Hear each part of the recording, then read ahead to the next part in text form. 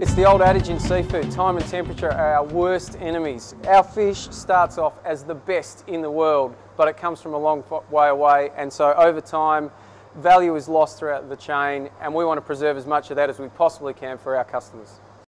Our fish passes through many hands from the moment it's caught all the way through to when it gets here in the shop, and historically we've lost a lot of value in that distance because it's gone through many different hands and we haven't really had control over what's been happening to it. We operate out of Exmouth, and you can see we catch a beautiful range of fish, but we operate in a very remote area. We're a long way from our markets in the capital cities. Secondly to that, we operate a long way offshore, so our boats are a long way from port.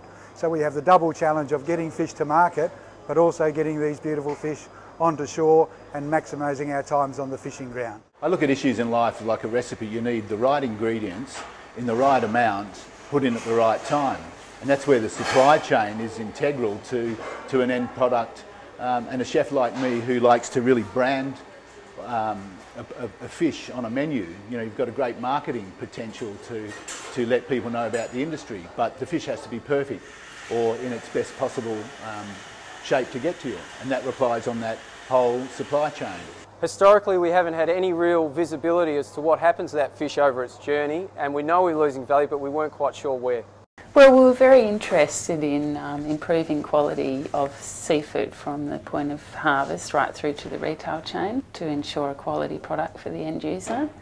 And so we thought the best way of doing that was to monitor a whole range of parameters through the chain and see if we can work out where there's some problems arising, and then work with our industry partners to try and improve performance by dealing with all those problems. Well, to me it's a proven fact that if the supply chain is handled correctly by every single player with integrity, your end product the value is going to be way higher than fish that's been mishandled. It's very simple. To maintain the value of our catch, we need both confidence in our fishing practices and our supply chain so that we maximise the return for all of our efforts. If we can monitor the supply chain from the boat to the end user, that we can identify the problems that are occurring and take the necessary steps to fix them.